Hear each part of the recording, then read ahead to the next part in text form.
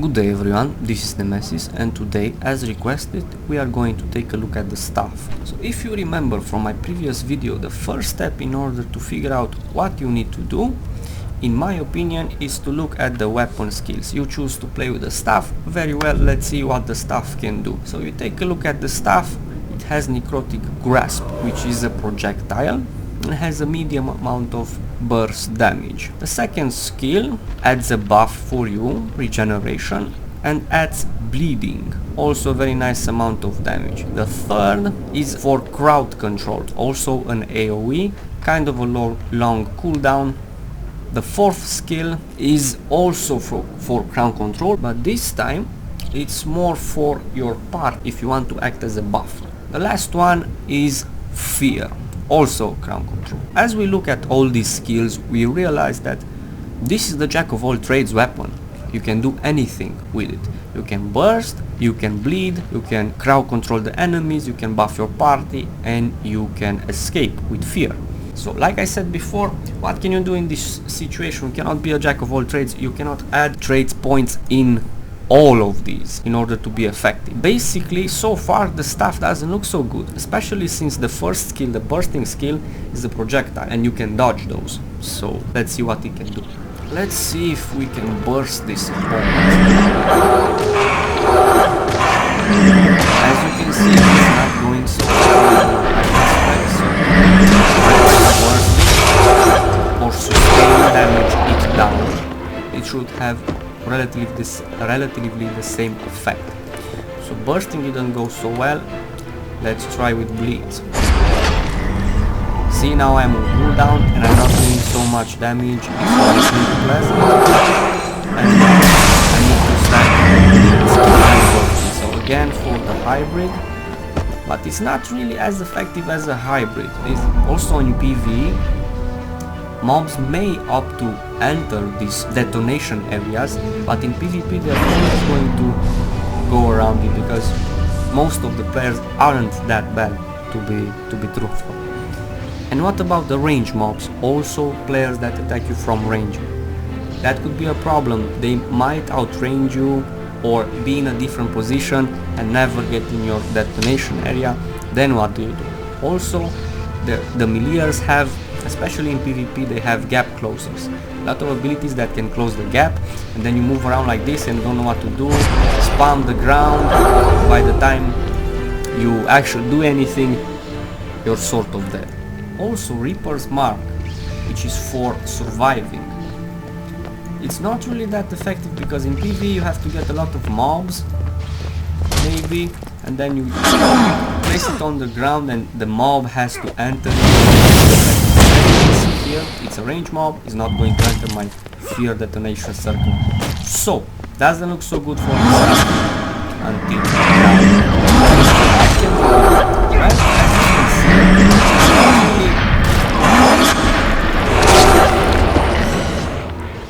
well, as you can see, I'm not really effective at anything so far. You cannot be effective at all of these. The staff seems to be a very useless weapon. Only there was a way you could survive more, so you get to place more of these marks. Even if you miss one, you still have the ability to survive in a battle long enough so the cooldown refresh. Or even better, what if someone were to tank for? What if you had obstacles between you and the opponents couldn't get so quickly to you, so you have time to place your marks correctly? I had to switch the area for a second so I'm not downgraded and I can properly show you the difference between burst and sustain. As you can see, on the hybrid spec I have around 500 burst damage, and you saw the projectile cooldown. It's not actually shooting very fast, and as you can see I do about 3000 damage over 10 seconds, 6-second cooldown. That means as soon as one mark of blood ends you can stack it again, so basically twice. So that's 6000 damage over 10 seconds, that's around 600 damage per second. Basically almost the same as Necrotic Grasp, since Necrotic Grasp may critical strike. So, where do we go from here? Well, like I said, we need some defense, so we can better use our marks. So we take a look at if you remember, we discussed that in order to get more sustain, you need toughness with a bit of boon duration, or vitality with a bit of healing. Let's take a look at toughness. And we look at the traits just to see what we can get. And we have minions and a small little mob attacking like that. We have something about minions, vulnerability not any good for us, Reaper's protection. When disabled by stun or any other form of ground control, basically, nearby foes fear you. We need to remember this trait, it's very important for later. We move on down and we see staff skills recharge 20% faster. This means that the death magic is for the staff users. So far we are on the right track because it improves the staff and gives more survivability, exactly what we need. So we look at the passive, toughness, more toughness, gain 20 toughness for each minion under your control, even more survivability. Well, why don't we get some minions then? As we get minions, we don't actually have to rely on maximizing any of these spells, neither the burst, neither the sustain, because all of these you will get from minions, you will see in a second. So we add some minion related traits. Minions have 10% chance to remove a boon when they attack. Don't we have a spell that does exactly the same thing? It's called Corrupt Boon. So it's not as effective as Corrupt Boon, as you can see. The Corrupt Boon transforms all the boons on your foe into negative condition. But then again, you lose a bit of maximum boon purging effectiveness and you get a bit of damage from the minion, from all of the minions. So instead of this skill, you can add an extra minion. Let's look further. When a minion dies, it explodes. That's good. Minions have 50% more health, so minions will actually last longer. That's also good. Minion skills recharge 20% faster, and that is good twice, because you can resummon your minion much faster, and also you will see there is another reason for that. Let's get even more survivability with vitality and healing, since it's not worth to get any other of the other traits, because like I said, we are not going for the jack of all trades. So you get regeneration, which also stacks with the regeneration from the second skill. You get Symphon health whenever you hit a foe, which is good because you don't have to crit, or you don't have to rely on sustain, and you still get a bit of regeneration. That's good. Now let's take a look at the other skills. Minions draw condition. Each minion can draw one condition every 10 seconds. So what does that mean? We have a similar skill again called Plague Signet. Does the same thing, and again, instead of using the maximum transfer condition effectiveness, we use something a bit less, but we gain a bit more damage. Also, the minion tanks for us, allows us to better position ourselves in a fight. Also, from the minion and the passive trait, you get even more toughness, or you're even more sustainable in a fight. Minions Symphon health and transfer it to you. That, alongside the regeneration from the second skill and the minion types such as Blood Fiend, that also transfers health to you on each attack, and you can consume it to heal yourself, which is further improved by the fact that you will have healing power from the traits. It's as you can see, it gets to shape quite nicely already, so you will have a lot of sustain, a lot of defense, boon duration, you will have the ability to regenerate yourself, and as you can see, the staff is no longer such a useless weapon, but there's more.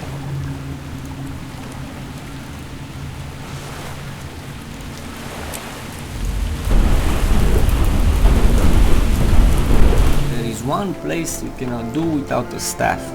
There is one place where the staff actually shines and you see its full potential, role and value. Without the staff, the Necromancer would just not be complete, because each time in World vs World, when you try to do a siege, As you can see, if the players are down there and you try to reach them with any other weapon, you can't. Maybe you could if the wall was lower, that's the case in a few guard posts, and you can reach them, but if you go right up to the ledge, you become a target, you become visible and you become a target.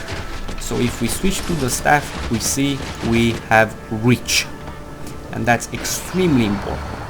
And also you are really sustainable, you're really durable, and that's always very important, especially in heavy world versus world battles. So if a player sneaks up behind you, you and all your minions are able to outlast that player, no matter what class he is, until reinforcements may arrive. Also, if you think about the combat psychology, you can reach the players and not all of them have the ability to reach you back. It's really frustrating. Also, as you are really durable, even if they hit you, you are able to outlast them. And more importantly, since most of your skills are AoE, you are able to damage multiple opponents. So it's really frustrating. A very high resistant, high value target is able to reach you and you're not able to reach him back, and that's discouraging. And in terms of combat psychology, it has a very high effectiveness. Even though you may not be able to kill all of them, it still serves the purpose to drive them back, and at the end of the day achieve victory by retaining or successfully conquering a very important strategic point. There's also even more you can do using this build. We agreed upon the fact that you have to play using minions, and I recommend using death magic and blood magic to further maximize your sustain. But we never actually discussed about the minions and what they actually do for you. So let us select a few minions. Just by selecting them, we already would have more toughness, be more survivable, since each minion gives us more toughness. And also each minion has a passive vampiric effect as long as it does damage.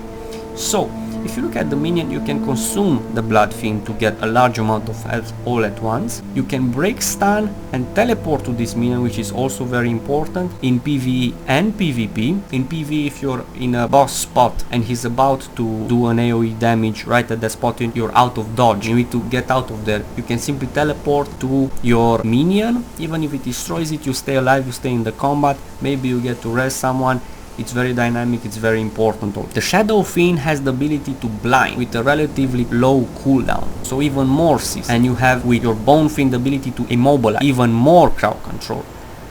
So far, this particular staff build has the ability to do bleeds and regen yourself, a bit of burst, that's also a combat finisher and a projectile. You have crowd control with chill and reduce healing.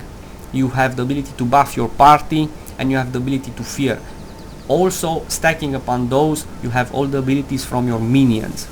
You are very durable, very sustainable, and as you can see, we started building from the ground up. At first the staff appeared to be useless, a very pointless way to go, pointless way to fight.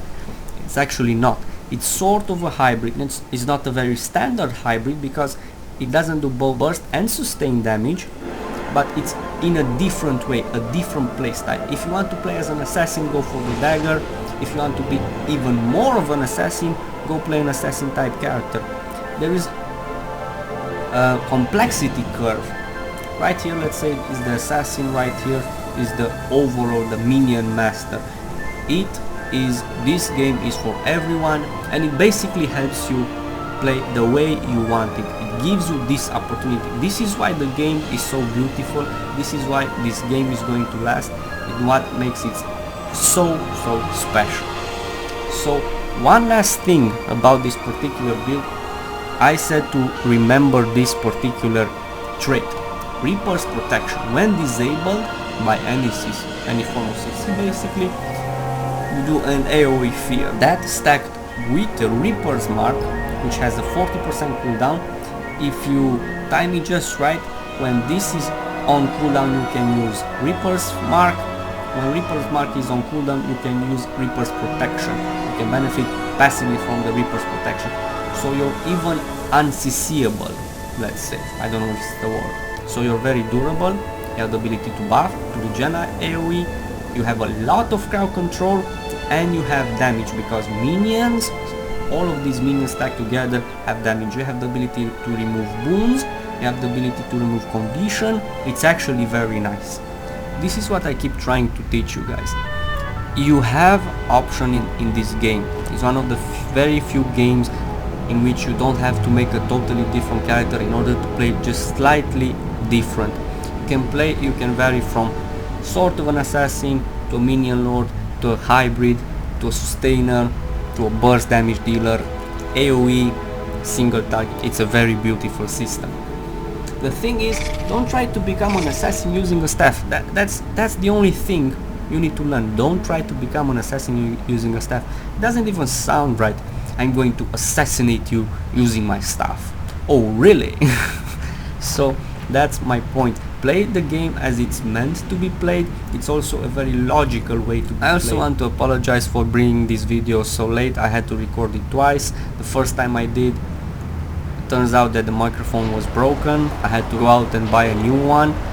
Also I saw that there was a request for PvP and PvE, a few dungeons. I tried to record a few of those. The frames were far too little. My computer is really struggling, but fear not, I'm going to get a loan from the bank, getting a new CPU, and we can continue down this path if you guys like what I do.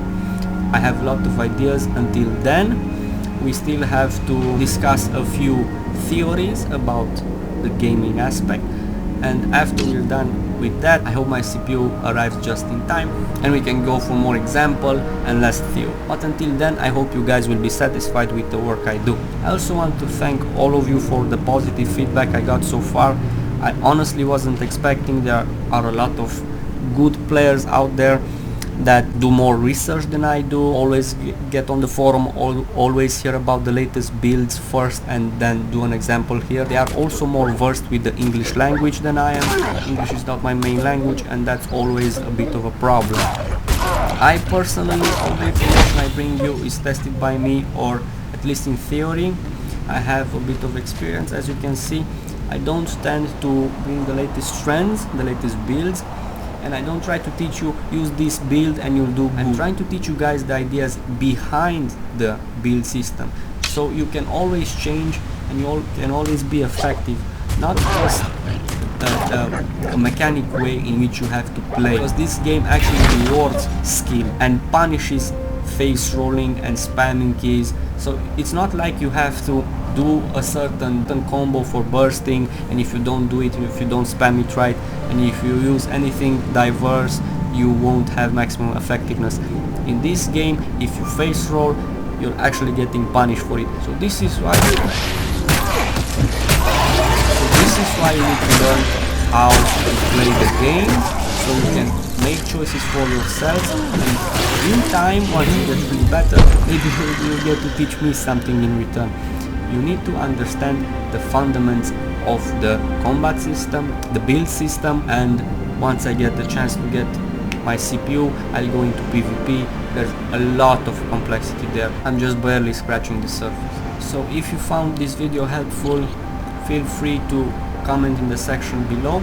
Like I said, I'm getting a new CPU. Also started a discussion on multiple forums on what best I should upgrade. I also got a response from ArenaNet.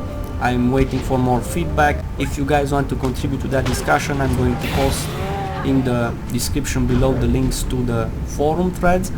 And thanks again for all the positive feedback. Honestly, like I said, I wasn't expecting it, and I'm really glad, and I'm going to keep doing this for as long as you want me to. So until next time, enjoy your gaming and have a good day.